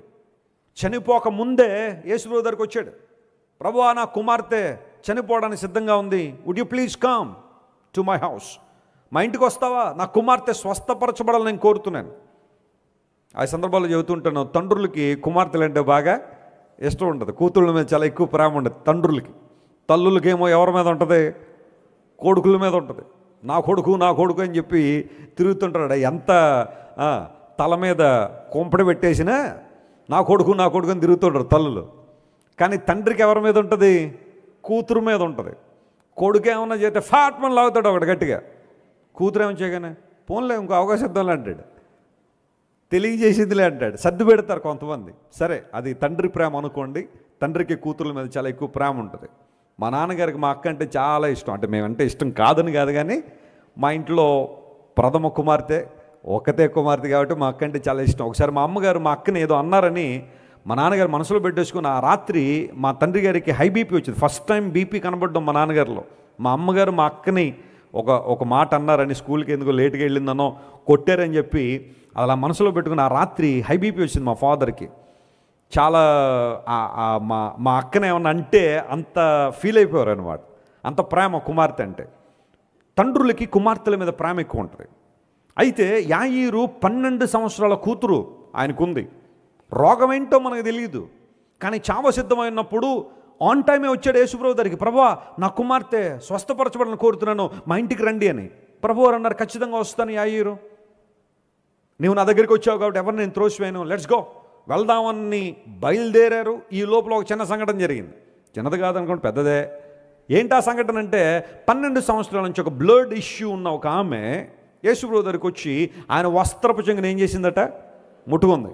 ముట్టుకోగానే ఆమె స్వస్థత పొందింది. మెల్లగా ఆ క్రౌడ్లోంచి తప్పించుకుని వెళ్ళిపోతుంటే, ప్రభువారు ఏదో వెళ్ళిపోతుందని వదిలేయచ్చు కదా, వదల్లా. ఆయన కూడా తెలుసా, ఎవరో నన్ను ముట్టుకున్నారు అన్నాడు. అప్పుడు పేతురు అని ఉంటాడు, ప్రభు ఇప్పటికీ నేను 30 సార్లు పడ్డాను నీ మీద. యోహాను గారు అయితే ఇంకా నీ మీద పడి ఏం చేస్తాడు, ఆయన నడుస్తూనే ఉన్నాడు. నువ్వు చాలా విచిత్రంగా మాట్లాడతావేంటి ప్రభువా, ఎవరో ముట్టుకోవడం ఏంటి, ఇంతమంది నీ మీద పడుతున్నారే మనుషులు, ఇంతమంది నేను ముట్టుకుంటున్నారే, వాట్ మేడ్ ఇట్ స్పెషల్? ఎవరు ఆ ప్రత్యేకంగా నేను ముట్టుకున్నవారు? ప్రభువారు అన్నారు, అలవాటుగా నన్ను ముట్టుకోవడం వేరో, ఎవరో నా నుండి ప్రభావం కావాలని ముట్టుకున్నారు విశ్వాసంతో. వెంటనే ఆ నోట ఈ నోట ఎవరు ఎవరు ఎవరు ఎవరు అనేసరికి ఈమె మెల్లగా వెళ్ళిపోదాం అనుకుంది కదా, ఎవరు అనేసరికి నిలబడిపోయింది. నిలబడిపోయి ప్రభు అన్నాడు, అమ్మా చెప్పు అన్నాడు. చెప్పు అనగానే మొదలుపెట్టేసింది ఏంటి? చరిత్ర. 12 సంవత్సరాల చరిత్ర అంతా ఏం చేస్తుంది చెబుతా ఉంటే యేసుప్రభు వింటా ఉన్నాడు. ఆయన అవునమ్మా అలాగా అనేసరికి యాయీరు గారికి ఏమైపోతుంది ఇక్కడ? ప్రభు ఇంత కూల్గా వెంటనే ఆయన ఆమెకేదో స్వస్థ అయిపోయింది, ఇప్పుడు నా కూతురు చచ్చిపోయేలాగా ఉంది అక్కడ, నువ్వు అలాగా అంటే నా కూతురు పరిస్థితి ఏంటి అన్నట్టుగా ఈయన వెనకాల నుండి కంగారు పడుతున్నాడు. కంగారుకు తగ్గట్టుగానే న్యూస్ వచ్చేసింది, ఏమని? నీ కుమార్తె చచ్చిపోయిందా? ఈమె మరి ఇంత సాగదీస్తే చచ్చిపోదా? ఏమంటే స్త్రీలు ప్రాముఖ్యం ఏదైనా విషయం చెప్పాలంటే ఎంతసేపు తీసుకుంటారు వాళ్ళు? ఎవరో పెళ్ళికి వెళ్ళి వస్తారు, ఇంకా సాయంకాలం దాకా భర్తకు వాయింపే. ఏమండి ఆమె ఎలాగండి, వారు ఆ డ్రెస్ వేసుకున్నారండి, వీరు ఈ డ్రెస్ వేసుకున్నారండి, ఆమె ఇలా చూసిందండి, ఆమె అలా చూసిందండి, ఆమె ఈ బహుమతి తీసుకొచ్చిందండి, ఆమె అసలు తేలేదండి. ఇవన్నీ చెప్పేసరికి భర్త తలకాయ అంత హీట్ ఎక్కిపోయి ఆ రాత్రి చక్క పడుకుంటాడు ఆయన. స్త్రీలు ఏదైనా ఒక విషయం ఎక్స్ప్లెయిన్ చేయాలంటే they want to tell every detail. అంటే పురుషులకి చెప్పడం రాక కాదు, కానీ మేము చెప్పం అంతే. చెప్పలేక కాదు, we can also explain so many things, but we maintain that pace. ఎంతవరకు చెప్పాలో అంత, ఎంతవరకు ఆ కట్టే కొట్టే తెచ్చేలాగా కరెక్ట్గా క్లియర్గా చెప్పారు. స్త్రీలు కొంచెం ఎక్కువసేపు వాళ్ళు ఎవరెవరిని చూసి ఇబ్బంది పడ్డారో అక్కడ. ఒక ఆమె అలాగే పెళ్ళికి వచ్చి ఏమంటే కడుపు బాగా మండుతుందని అన్నారు. మరి తోడుకోళ్ళు పొడిచీర కట్టుకొస్తే మండదన్నాడంట ఆయన. తెలిసిపోయింది ఈమె కడుపు ఎందుకు మండిపోతుందో. పెళ్ళికి వచ్చిన సారాల్లో కడుపు మంట ఈమెకి. ఎందుకంటే అక్కడ ఎవరో మంచి శారీలు కట్టుకుని వస్తే ఈమె పెళ్లి కూతుర్ని పెళ్లి కొడుకుని చూడదు, కానీ ఆవిడేం పొడి చీర కట్టుకొచ్చింది, ఈవిడేం పొడి చీర కట్టుకొచ్చింది, ఇంటికి వెళ్ళగానే కడుపు మంట. ఇలాంటివన్నీ జరుగుతూ ఉంటాయి. So this woman was explaining everything what happen to her for the past 12 years. 12 సంవత్సరాల నుంచి జరిగిన ఆ విపత్కర పరిస్థితులను కూడా ఎక్స్ప్లెయిన్ చేసేసరికి యాయిరు కుమార్తె చచ్చిపోయింది. ఆయన మాట్లాడుతుండగానే న్యూస్ వచ్చింది, ఏమన్నా తెలుసా? బోధకుని శ్రమ పెట్టద్దు, ఇంకా ఆయన ఇంక రావద్దని చెప్పండి, ఎందుకంటే కుమార్తె చచ్చిపోయింది. ఇట్స్ డన్, అయిపోయింది. ఇక్కడ 2 విషయాలు గమనించాలి. అక్కడున్న వారు బోధకుని శ్రమ పెట్టద్దు అనే విషయాన్ని మాట్లాడారంటే ఇంకా నేను చేయలేడు. ఇక కుమార్తె చచ్చిపోయింది కాబట్టి దేవుడు కూడా చేసేదేమీ లేదు. ఇక్కడ దేవుడు కూడా ఏం చేయలేడు. They wanted to restrict Jesus power and authority. ఆయన శక్తిని, ఆయన ప్రభావాన్ని తగ్గించి మాట్లాడుతున్నారు. బోధకుడు ఇంకేమీ చేయలేడు కాబట్టి ఇక రావద్దని చెప్పండి, అయిపోయింది, అంతా అయిపోయింది. చాలాసార్లు మనం కూడా అలాగే అనుకుంటాం కదా, అంతా అయిపోయిందండి వెస్లీ గారు, ఇంకేమీ లేదండి, డ్యామేజ్ అవ్వాల్సిందంతా అయిపోయిందండి, నష్టం అవ్వాల్సిందంతా అయిపోయిందండి, నేను కూరుకుపోవాల్సిందంతా కూరుకుపోయానండి, ఇంకా ఎవరి వలన కాదు నన్ను బయట తీసుకురావడం, ఎవరి వలన కాదు ఈ రోగాన్ని తగ్గించడం, ఎవరి వలన కాదు ఈ అప్పుల బాధ నుండి, రుణ భారం నన్ను విడుదల చేయడం, ఎవరి వలన కాదు ఈ కోర్టు కేసు నన్ను బయట తీసుకురావడం, ఎవరి వలన కాదు ఈ నిందల నుంచి, అవమానం నుంచి నన్ను బయటపడేయడం, ఎవరి వల్ల కాదు ఈ డిప్రెషన్ నుండి, యాంగ్జైటీ నుండి నన్ను బయట తీసుకురావడం. Sometimes we speak the conclusion of that problem. ఆ సమస్య ఇంకా అయిపోయింది, ఇంకా దీన్ని ఎవరు సరి చేయలేరు అన్నట్టుగా మనం మాట్లాడేస్తుంటాం. కానీ జాగ్రత్తగా దేవుని ప్రజలారా, బోధకుని శ్రమ పెట్టవద్దు అని కాదు అక్కడ. ఎప్పుడైతే యేసుక్రీస్తు ప్రభువు ఆ మాట విన్నారో, లెట్స్ గో, వెళ్దాం, ఐఎమ్ స్టిల్ అలైవ్, జీవం గల దేవుడు కాబట్టి వెళ్దాం అన్నారు. ఇంటికి వచ్చి చూసేసరికి ఇల్లంతా పిల్లన గ్రోవులు వాయించే వాళ్ళతోటి, గొల్లు చేసేవారితోటి ఇల్లంతా నింపబడిపోయింది. యేసు ప్రభు లోపలికి వెళ్ళడానికి చోటు లేదు. వెంటనే ప్రభు అన్నాడు, నేను మీ జీవితంలో అద్భుతం చేయాలి అంటే, ఆశ్చర్యకార్యం జరిగించాలంటే, మృతం అయిపోయిన ఆ కుమార్తె తిరిగి లేవాలంటే మీరు చేయాల్సిన పని ఏంటో తెలుసా? గివ్ మీ రూమ్, నాకు స్థలం ఇవ్వండి. Don't exclude me, invite me in to your heart, invite me in to your home. నీ ఇంటిలోనికి, నీ జీవితంలోనికి నా ఆహ్వానించావు. యాయిరో మంచి పని చేశాడు. ఆ రోజు ఏం చేశాడో తెలుసా? ఉన్న వాళ్ళందరిని ఏం చేశాడు చెప్పండి? బయటకు గెంటేశాడు. అది కొంచెం కష్టమా లేకపోతే సులభమా చెప్పండి? ఆల్రెడీ ఇంట్లో టెస్టేషన్ కూర్చున్న వాళ్ళందరూ బయటకు పంపించడం అంటే కష్టమే కదా. ఏమో యాయిరు బయటికి గెంటేస్తాం మమ్మల్ని, రేపొద్దున నీ పరిస్థితి ఏంటో చూస్తాం అని సవాల్ చేసిన బంధువులు ఉండుంటారా? కొన్నిసార్లు కొన్ని ఫంక్షన్లో కుర్చీల్లో కూర్చోబెట్టిన వాళ్ళు పక్క కుర్చీలో జరపాలంటేనే కష్టమైపోద్ది. నన్ను పక్కన కూర్చోమంటావు నువ్వు, నన్ను వెనకాల లైన్లో కూర్చోమంటావు నువ్వు, నన్ను లేపేస్తావా ఈ ప్రైమ్ పొజిషన్ నుండి? ఆ బంధువులను, పిల్లని గ్రోవులు వాయించే వాళ్ళని, గొల్లు చేసే వాళ్ళని బయటికి తీసుకురావడానికి యాయిర్ ఎంత కష్టపడి ఉంటాడో. But he did it by the word of God. దేవుని వాక్యానికి లోబడి బయటికి గెంటేశాడు అందరినీ. అప్పుడు యేసు ప్రభు లోపలికి వెళ్ళి ఆయనతో పాటు చెప్పండి శిష్య బృందాన్ని, అంటే యాకోబు, యోహాను, పేతురుని, ఈ ముగ్గురిని ఆంతరంగ శిష్యులు అన్నారు కదా, వాళ్ళని, ఆ అమ్మాయి తల్లిదండ్రుల్ని లోపలికి తీసుకెళ్ళి యేసుక్రీస్తు ప్రభు ఒక మాట మాట్లాడారు. ఏమన్నారో తెలుసా? తలీతా కుమీ, చిన్నదానా లే అనగానే ఆమె లేచి ఏం చేసిందంట? గట్టిగా చప్పట్లు కొట్టి దేవుని నామం పడతాం. The power in the word of God brought life to that young girl. 12 సంవత్సరాల యవనస్తురాలు దేవుని మాటకు లోబడినప్పుడు, ఆయన మాటకు విధేయత చూపించినప్పుడు, తలీతా కుమీ అనగానే, చిన్నదాన లే అనగానే లేచి కూర్చుండి మాట్లాడేసాగనని బైబిల్లో రాయబడింది. దేవుని బిడ్డల జాగ్రత్త గమనించండి. There is immense power in the word of God when you activate it. దేవుని వాక్యములో అపరిమితమైన శక్తి ఉంది. ఎప్పుడు అంటే నువ్వు అవకాశం ఇచ్చినప్పుడు దేవుని వాక్యం నీ జీవితంలో ఏం చేస్తుంది? అద్భుతాలు చేస్తుంది. ఆయన ఇంకనో మాట్లాడుచుండగానే ఒక చెడు వార్త వినబడింది. కానీ ఆయన ఇంటిలోనికి వెళ్ళిన తర్వాత ఆ చెడ్డ వార్తను ఆయన శుభవార్తగా మార్చాడు. Praise the Lord. My God is capable of turning all the bad news in your life as good news. ఈరోజు ఏదైతే చెడు వార్తను భావిస్తున్నావో దాన్నే శుభవార్తగా నా దేవుడు మార్చబోతున్నాడు. గట్టిగా చప్పట్లు కొట్టి దేవుని అనుమయింపరచును. హల్లెలూయా. ఈరోజు ఏదైతే ఓటమి అని నువ్వు అనుకుంటున్నావో దాన్నే విజయంగా దేవుడు మార్చబోతున్నాడు. ఈరోజు ఏదైతే నువ్వు తలదించుకున్నాను అని నువ్వు అనుకుంటున్నావో దేవుడు దాన్ని నీ తల ఎత్తే స్థితిలోనికి దేవుడిని తీసుకురావడానికి ఆయన ఇష్టపడుతున్నాడు. God is capable of turning things around. ఆయన స్థితిగతులు మార్చడానికి సామర్థ్యం కలిగిన వాడు. Praise the Lord. ఆయన ఇంకా నువ్వు మాటలాడుచుండగా, ఎంత చక్కని మాట అది. మూడో అంశం దగ్గరికి వద్దాం. చూడండి, మాథ్యూ చాప్టర్ 12:46. మత్తయి సువార్త 12వ అధ్యాయం 46వ వచనంలో మూడో మాట మనం చదువుతున్నాం. ఆయన ఇంకా నువ్వు మాటలాడుచుండగా అనే అంశాన్ని మనం ధ్యానం చేస్తున్నాం. Matthew chapter 12:46. ఆయన జన సమూహములతో ఇంకా మాటలాడుచుండగా ఇదిగో ఆయన తల్లియు సహోదరులను ఆయనతో మాటలాడగోరుచు వెలుపల నిలిచియుండిరి. చాలండి. ఎవరెవరు నిలబడ్డారంట వెలుపల? ఆయన తల్లి మరియు సహోదరులు. కొన్ని డినామినేషన్స్ వారు యేసుక్రీస్తు ప్రభు వారికి సహోదరులు ఎవరు లేరు, మరియమ్మ గారు యేసు ప్రభు వారికి మాత్రమే జన్మనిచ్చింది, ఆమె అలా పరిశుద్ధురాలుగానే ఉండిపోయింది అని కొంతమంది కొన్ని డినామినేషన్ వాళ్ళు చెబుతూ ఉంటారు. అయితే లేఖనం ధృవీకరించిన సత్యం, చరిత్రకారులు ధృవీకరించిన సత్యం, యేసు ప్రభు వారు పుట్టిన తర్వాత యోసేపు మరియలను దేవుడు ప్రేమించి మరికొంతమంది బిడ్డల్ని వారికి ఇచ్చారు. యేసు ప్రభు కన్యగర్భాన జన్మించాడు. అప్పటికి యోసేపు మరియ ప్రధానం మాత్రమే చేయబడ్డారు, వారు ఇంకా కుటుంబ జీవితంలో లేరు. కానీ యేసు ప్రభు పుట్టిన తర్వాత బహుశా వారి కుటుంబ జీవితాన్ని కొనసాగించడం ద్వారా కొంతమంది పిల్లలు కలిగారని, వారి పేర్లు కూడా బైబిల్లో ఉన్నాయని మనం చూస్తున్నాం. అయితే ఒక రోజున యేసు ప్రభు వారు జనసమూహములతో ఇంకా మాట్లాడుచుండగా, while he was still speaking, ఆయన తల్లి మరియు సహోదరులు మాట్లాడడానికి వెలుపట నిలిచి ఉన్నారు. లోపలికి రావడానికి ప్రాబ్లం ఏంటి వాళ్ళకి? బహుశా టూ మచ్ క్రౌడ్ అక్కడ ఉంటుంది, ఎక్కువ మంది ప్రజలు అక్కడ ఉన్నారు.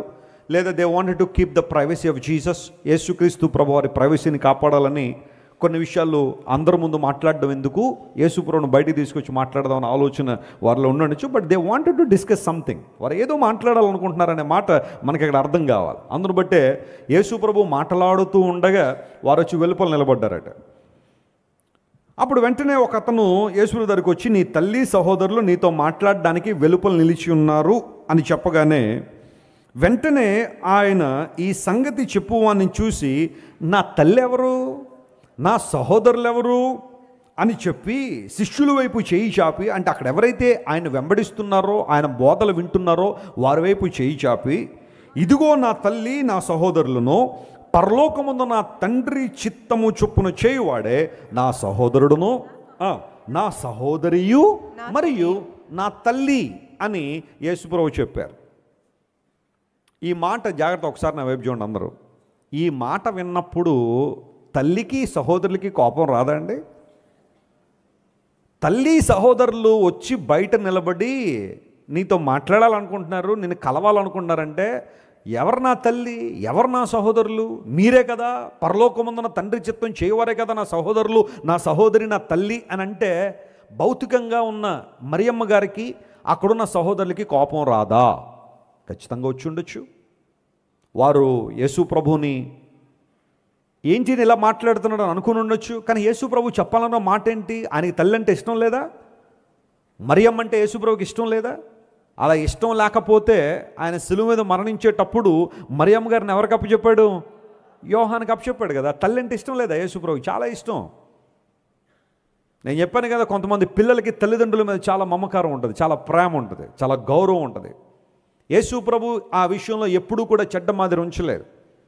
కొంతమంది బైబిల్ వ్యతిరేకులు ఈ కొన్ని ఇలాంటి మాటలు తీసుకుని చూసారా యేసుప్రభుని తల్లిని ఎంతగా అవమానించారో. యేసుప్రభు 12 ఏళ్ల ప్రాయంలో యెరూషలేం దేవాలయంలో ఉన్నప్పుడు కూడా పెద్దలందరితో మాట్లాడుతుంటే తల్లిదండ్రులు వారి ట్రూప్లో ఉన్నారని చెప్పి వారు కొంచెం దూరం వెళ్ళిపోయిన తర్వాత చూస్తే యేసుప్రభు లేడు. మరలా తిరిగి వచ్చేసరికి, నేను నా తండ్రి పనుల మీద ఉండాలని మీకు తెలియదా అని అన్నాడు. ఎంత డిస్రెస్పెక్ట్ అది!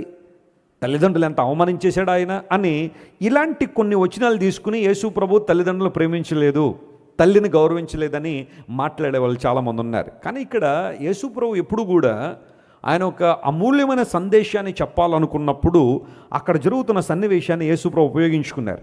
ఆయన తల్లి అంటే ప్రేమ లేక కాదు, సహోదరులు అంటే ప్రేమ లేక కాదు. యేసుప్రభు సహోదరుల మీద ప్రేమ లేకపోతే ఆ సహోదరులు రాసిన 2 పత్రికలు బైబిల్లో, యాకోబు మరియు యోధా పత్రికలు బైబిల్లో ఎందుకు అనుమతిస్తాడు ఆయన? నూతన నిబంధనలో ఉన్న పుస్తకాలలో, నూతన నిబంధనలో ఉన్న 27 పుస్తకాలలో 2 ఉత్తరాలు యేసుప్రభు సహోదరులు రాసినవే, యాకోబు మరియు యూదా, జేమ్స్ అండ్ జూడ్. ఆ 2 కూడా యేసుప్రభు బ్రదర్స్ రాసిన పత్రికలే బైబిల్లో స్థానాన్ని సంపాదించుకున్నాయంటే పరిశుద్ధాత్మ దేవుణ్ణి ప్రేరేపించడంలో. యేసుప్రభు తన సోదరులంటే ఇష్టం లేకపోతే వాళ్ళు రాసిన పత్రికలు ఇందులో రావడానికి వీల్లేదు అని అడ్డుకునేవాడేమో ఆయన. కానీ Jesus allowed those epistles to be in the canon, in the Bible. ఆయన సహోదరుని ద్వేషించలేదు, తల్లిని ద్వేషించలేదు, కానీ వాటికన్నా శ్రేష్టమైన అంశాన్ని ఒకటేదో బోధించాలనుకున్నాడు. నా తండ్రి చిత్తము చేయువాడే నా కుటుంబ సభ్యుడు. దేవుడు నామమున స్తోత్రం కలుగునుగాక. అది తల్లైనా, తండ్రి అయినా, సహోదరుడైనా, మరొకళ్ళైనా పరలోక రాజ్యములో అత్యంత విలువ ఎవరికి ఉంది అంటే దేవుని చిత్తమును జరిగించు వారికి. ఆత్మీయ తండ్రి గారు కూడా నూతన సంవత్సర వాగ్దాన సందేశం మాట్లాడుతూ మొదటి రోజున ఇదే మాట, నూతన బంధుత్వం అనే మాటను తెలియచేస్తూ ఈ సందర్భాన్ని ప్రభువారు తండ్రి గారి ద్వారా మనతో మాట్లాడారు కదా. ఆత్మీయ బంధుత్వం, దేవుని యొక్క కుటుంబం చాలా ప్రాముఖ్యమైందని యేసుప్రభు వారు చెప్పాలనుకున్న మాట. అయితే ఇక్కడ కొంచెం చిన్న క్లారిటీ ఇస్తాను మీకు, ఎందుకంటే ఈ క్లారిటీ ఇవ్వకపోతే మీకు కొన్ని విషయాలు అర్థం కాకపోవచ్చు. మార్కు సువార్త 3వ అధ్యాయం దగ్గరికి రండి ఒకసారి. మార్కు సువార్త 3వ అధ్యాయం 21వ వచనాన్ని చదవండి ఒకసారి. దానిలో ఒక మాట అక్కడ రాయబడింది. ఎందుకు ఆ యొక్క తల్లి సహోదరులు బయట నిలబడ్డారు అంటే మత్తయ్య గారు క్లారిటీ ఇవ్వలేదు, కానీ మార్కు గారు క్లారిటీ ఇచ్చాడు. ఆయన ఏం మాట్లాడతారు చూడండి. మార్కు సువార్త 3వ అధ్యాయం 21వ వచనం. ఆయన ఇంటి వారు సంగతి విని ఆయన మతి చలించి ఉన్నదని చెప్పి ఆయనను పట్టుకొనబోయిరి. యేసుప్రభుకి ఏమైపోయిందట? ఇప్పుడు బయటకు వచ్చి నిలబడింది ఎందుకు ఇష్టం వీళ్ళు? ఇప్పుడు దానికి దీనికి కనెక్షన్ ఉంది. ఇప్పుడు నేను ఇంతకుముందు చెప్పిన మత్తయి సువార్తలో చూపించిన ఆ వచనానికి దీనికి యేసుప్రభు తల్లి మరియు సోదరులు బయటకు వచ్చి ఎందుకు నిలబడ్డారో తెలుసా? యేసుప్రభు వారికి ఏం చెల్లించిపోయింది? మతి చెల్లించిపోయింది. అందును బట్టి ఆయన ఇంటికి పట్టుకుని వెళ్ళిపోదాం అని చెప్పి వాళ్ళు వచ్చారు బయటికి. అందును బట్టే యేసుప్రభు ఆ మాట అక్కడ మాట్లాడారు. వాళ్ళు సరిగా సరైన ఉద్దేశంతో వారు వచ్చి ఉండుంటే పరిస్థితి వేరుగా ఉండదు, కానీ వారు యేసుప్రభుని పట్టుకుని వెళ్ళిపోదాం, మతి చెల్లించిపోయిందని. ఇక్కడ బైబిల్ పండితులు 2 అభిప్రాయాలు వెల్లడి చేశారు. ఒకటి, మతి చెల్లించిపోయిందని యేసుప్రభు గురించి మాట్లాడడం, తల్లి సోదరులు మాట్లాడడం పాజిటివ్గా ప్రజెంట్ చేసిన వాళ్ళు కొంతమంది ఉన్నారు. ఏంటి ఆ పాజిటివిటీ అంటే, యేసుప్రభు చాలా బిజీ అయిపోయారు, శిష్యుల్ని ఏర్పాటు చేసుకున్నారు, ఆయన సరిగ్గా తింటున్నారో లేదో, రెస్ట్ తీసుకుంటున్నారో లేదో, అందుబాటు we have a concern on him. ఆయన కొంచెం ఈ పనులన్నీ కూడా బిజీ అయిపోయి సువార్త ప్రకటన, పరలోక రాజ్య సంగతులు బోధించడంలో యేసుప్రభు తన ఆరోగ్యాన్ని నెగ్లెక్ట్ చేస్తున్నారనో, లేకపోతే ఆయన కొంచెం బిజీ అయిపోయారన్న ఆలోచనలో కొంచెం ఆయనకి రెస్ట్ ఇద్దాము. కొన్నిసార్లు కన్సర్న్ ఉంటుంది కదా. సేవకులుగా కొన్నిసార్లు మేము కూడా అటు ఇటు బాగా తిరుగుతున్నప్పుడు కొంతమంది వచ్చి కొంచెం రెస్ట్ తీసుకోండి వెస్లీ గారు, లేదంటే అయ్యగారు కొంచెం రెస్ట్ తీసుకోండి అని సలహాలు ఇస్తూ ఉంటారు కదా. అది ఇష్టం లేక కాదు, ఇష్టమయ్యే కదా.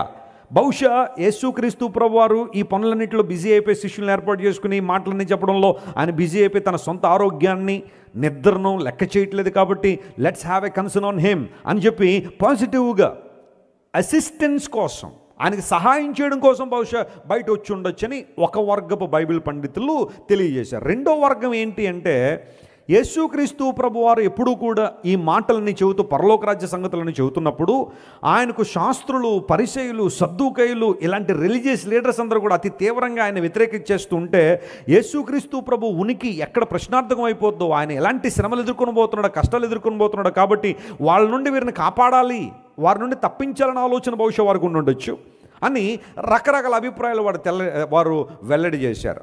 ఐదర్ అపోజిషన్ ఆర్ అసిస్టెన్స్ కోసం వీరు బయటకు వచ్చి ఉండొచ్చు.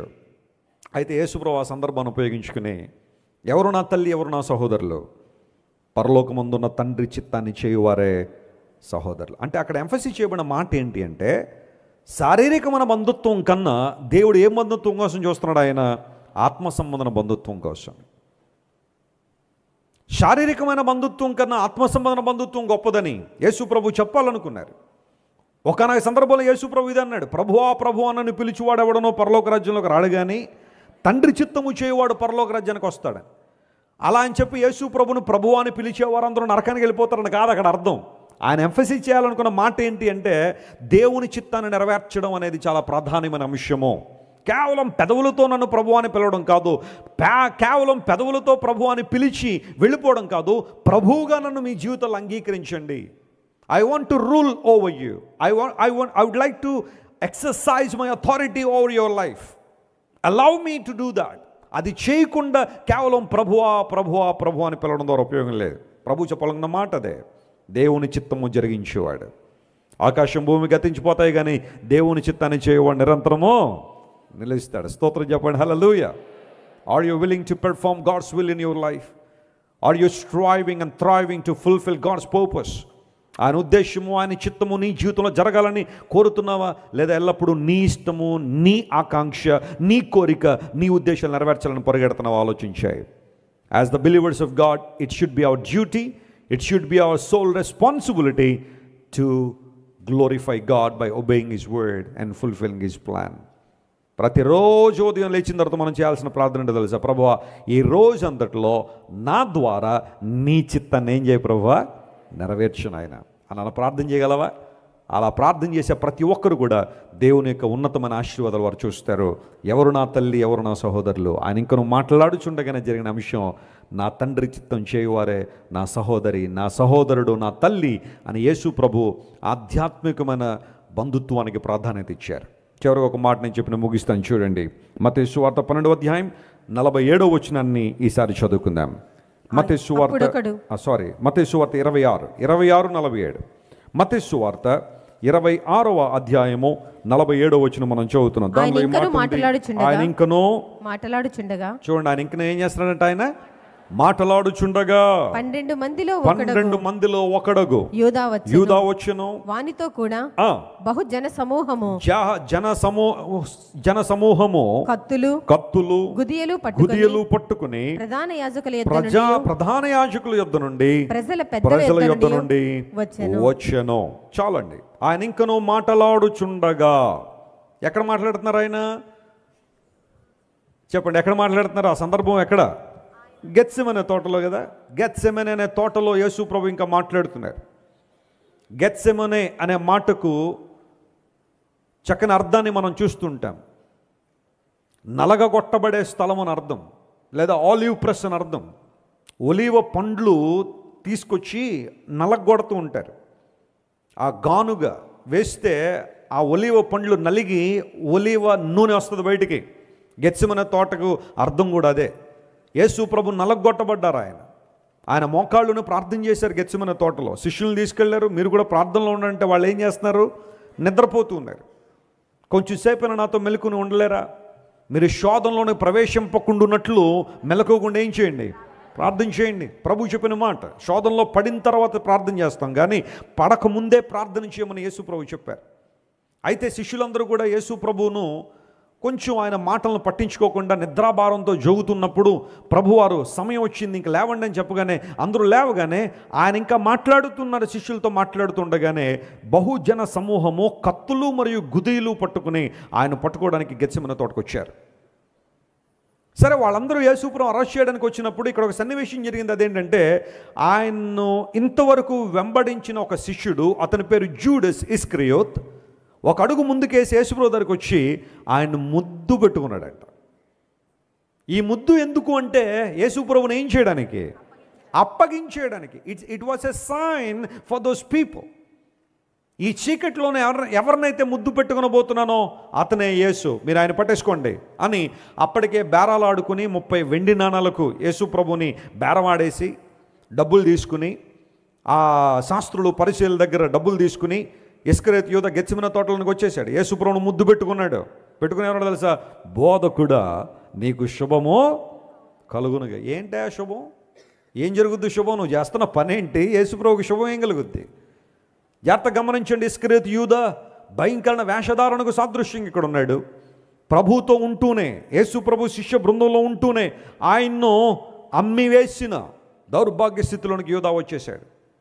బోధకుడా అని యేసు ప్రభువును పిలిచాడు కానీ నిజంగా యేసు ప్రభువును బోధకునిగా ఏం చేయలేదు యూదా, అంగీకరించలేదు. So many times we call hour God as our master as our teacher, but we never try to obey his word.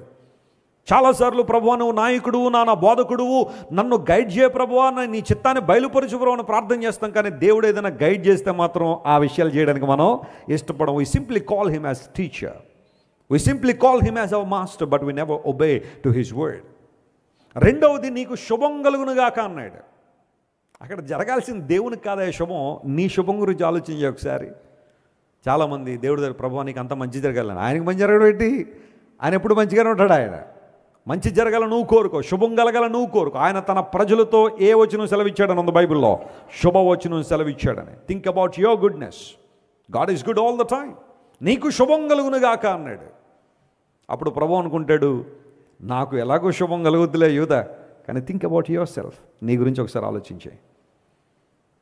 మూడవది, ముద్దు పెట్టుకుని యేసు ప్రభువుని అమ్మివేశాడు. అంగీకరించడానికి, వరించడానికి పెట్టాల్సిన ముద్దు అప్పగించడానికి పెట్టేశాడు. ఆ 3 దౌర్భాగ్య పరిస్థితుల్లో యూదా చిక్కుబడి యేసు ప్రభువుని అమ్మివేసినప్పుడు ప్రభువారు ఆఖరి అవకాశం ఇచ్చారు. యూదాకి ఏమన్నా తెలుసా?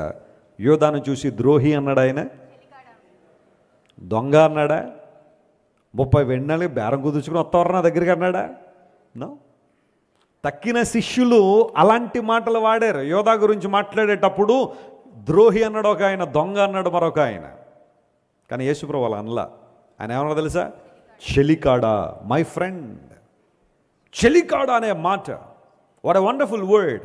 గ్రీక్లో హెటైరోస్ అనే పదం యేసుప్రభు వాడారు. అందరూ వింటుండగానే జూడస్, మై హెటైరియస్ అనగానే దాని అర్థం ఏంటో తెలుసా? My fellow, my friend, my comrade. Comrade అనే పదం సిపిఐ, సిపిఎం వాళ్ళు ఎక్కువ వాడుతుంటారు. కమ్యూనిస్ట్ పార్టీ వాళ్ళు కామ్రేడ్ అంటారు. మన కామ్రేడ్ మృతి చెందాడు అంటారు. కామ్రేడ్ అంటే ఏంటి? కాముగా ఉంటాడని కాదు. కామ్రేడ్ అంటే ఫ్రెండ్ అని. అవర్ ఫ్రెండ్, మన మిత్రుడు. ఏసై పిలిచాడు మై ఫ్రెండ్. అరే ఇంత ద్రోహం నిలబెడుతున్నాను ఏసైకి, 30 వెన్నెలే బేరం కుదిరినాను అమ్మేస్తున్నాను. ఆయన్ను ఆనర్ చేయడానికి పెట్టాల్సిన ముద్దు ఆయన అమ్మివేయడానికి పెట్టేశానే. ఆ తర్వాత బోధకుడు ఆయన పిలుస్తున్నాను కానీ నిజంగా ఆయన నా జీవితంలో బోధకునిగా అంగీకరించలేదే అని పశ్చాత్తాపడి దేవుని పాదాల మీద పడాల్సిన యోధా హృదయాన్ని కఠినం చేసుకుని అక్కడి నుంచి వెళ్ళిపోయాడు. కానీ దేవుడు యూదాకి ఇచ్చిన అవకాశం చాలా గొప్పది. అతను తిరిగి వచ్చుంటే, యూదా పశ్చాత్తాపడి తిరిగి వచ్చుంటే, శిష్య బృందంలో, అపోస్తుల బృందంలో యూదా మరల వాడబడేవాడే కానీ యూదా మరల తిరిగి రాలేదు. అదే పేతురు జీవితాన్ని పరిశీలన చేస్తే, ఇన్ఫ్యాక్ట్ పేతురు పాపం చేశాడు, యూదా పాపం చేశాడు, కానీ పేతురు మరల ఏం చేశాడు చెప్పండి? తిరిగి వచ్చాడు. ఈ came back to Jesus with repentance. పొరపాటు చేశాడు, తప్పు చేశాడు, పశ్చాత్తాపంతో దేవుని దగ్గర తిరిగి వచ్చాడు. పేతురుని దేవుడు ఎంత బలంగా వాడుకున్నాడు, అద్భుతంగా వాడుకున్నాడు. ఆయన ఎక్కడ నిలబడితే అక్కడ అనేక వేల మంది యేసు ప్రభువుని అంగీకరించడం మొదలుపెట్టారు. సత్య సువార్తను విన్నారు. పరిశుద్ధాత్మ దేవుడు పేతురు ద్వారా కదలాడాడు. అపోస్తుల కార్యముల గ్రంథంలో మొదటి సగ అధ్యాయాలు అపోస్తులు చేసిన కార్యాలు దానిలో ఉంటాయి. మిగతా సగం అధ్యాయాలు, చివరి లాస్ట్ హాఫ్ చాప్టర్స్ పౌలు గారి పరిచర్య గురించి ఉంటుంది. మొదటి సగం అధ్యాయాలన్నీ కూడా అపోస్తులైన పేతురు, యోహానులు ఇలాంటి వాళ్ళు చేసిన గొప్ప పరిచర్య గురించి అక్కడ మనం చూస్తాం. పరిశుద్ధాత్మదేవుడు అంత బలంగా పేతురుని ఎందుకు వాడుకున్నాడు? పేతురు, నువ్వు యూదా ఒకలాంటి పాపమే కదా చేశారు. యూదా 30 వెండి నాణాలకు యేసుప్రభువుని అమ్మేస్తే నా రక్షకుడు ఎవరో నాకు తెలియదని 3 సార్లు కదా నువ్వు అబద్ధం ఆడావు. పాపం పాపమే కదా ఏదైనా. But why God is still using you in a wonderful way. Peter would have replied, I have rededicated my life to God. I have surrendered my life to God again. నా జీవితాన్ని మరలా యేసయ్య చేతిలో పెట్టేశాను, ఆయన వైపు తిరిగి వచ్చాను. దేవుని బిడ్డ, నీ జీవితంలో ఎన్ని వైఫల్యాలు, నీ జీవితంలో ఎన్ని భయంకర పరిస్థితులు నీ జీవితంలో ఉన్నా, you can come back to Jesus at any time. వచ్చే ప్రభు దగ్గరికి. He accepts you. ఆయన నిన్ను అంగీకరించే దేవుడు, ఆయన నిన్ను ప్రేమించే దేవుడు. ఆయన నీవు చేసిన పాపం ఎంత ఘోరమైనప్పటికీ కూడా యేసు ప్రభు మరలా తన చేతులు చెప్పినట్టు పిలుస్తూనే ఉన్నాడు. You can come back to Jesus and seek forgiveness. He is the one who loves you so much, and He is the one who can use you in a wonderful way like never before. ఇంతకు ముందు ఎన్నడూ లేనంతగా దేవుడు నేను వాడుకోవడానికి సిద్ధంగా ఉన్నాడు. ఆయన చేతులు నీ జీవితాన్ని అప్పగిస్తావా? ఆయన ఇంకా నువ్వు మాటలాడుచుండగానే ఈ మాటల్లో ఉన్న ఆంతర్యాన్ని, ఆధ్యాత్మిక సత్యాలను గుర్తిద్దాం. 4 విషయాలు చెప్పాను, ఒక్కసారి మరలా వాటిని పునర్విమర్శ చేసుకుందాం. ఆయన ఇంకనో మాటలాడుచుండగా పరిసేడు భోజనానికి పిలిచాడు. యేసయ్య అక్కడ ఒక మాట నేర్పించాడు, వెలుపల భాగమును చేసిన దేవుడు లోపల భాగమును చేయడా. ఆయన ఇంకనో మాటలాడుచుండగా యాయిరు కుమార్తె చనిపోయిన వర్తమానం వచ్చింది, కానీ యేసయ్య ఇంటికి వెళ్ళి ఆ కుమార్తెను ఏం చేశాడు? ఆయన బ్రతికించాడు. He brought her back to life with his power. ఆయన మాటలాడుచుండగానే తల్లి సహోదరులు వచ్చి నిలబడ్డారని వర్తమానం రాగానే యేసుప్రభు చెప్పారు, ఎవరు నా తల్లి, ఎవరు నా సహోదరులు? నా తండ్రి చిత్తాన్ని చేయువారే నా సహోదరులు. చివరిగా ఆయన మాట్లాడుతుండగానే యోధా వచ్చాడు. యేసుప్రభు నమ్మివేసి వెళ్ళిపోయాడు. యేసయ్య చివరి అవకాశం ఇచ్చాడు. చెలికాడని పిలవడం ద్వారా ఒక ఆపర్చునిటీ యోధాకి ఇవ్వబడింది ఆయన వైపు తిరగడానికి. కానీ Judas Iscariot lost that opportunity and he destroyed his life. But in fact, Peter utilized and used the opportunity given by the Lord to turn back to him, and he was widely used by God to proclaim gospel. దేవుని స్వార్థ ప్రకటించడానికి దేవుడు పేతురును బలంగా వాడుకున్నారు. ఎందుకోసం అంటే పేతురు మరలా దేవుని దగ్గరికి ఏం చేశాడు?